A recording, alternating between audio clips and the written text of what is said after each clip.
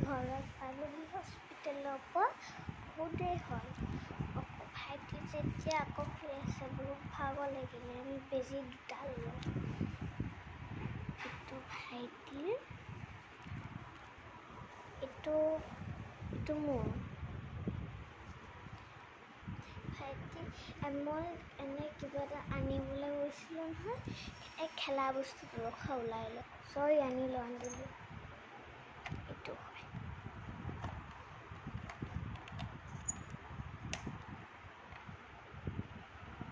এনেকৈ দিলে কেতিয়াবা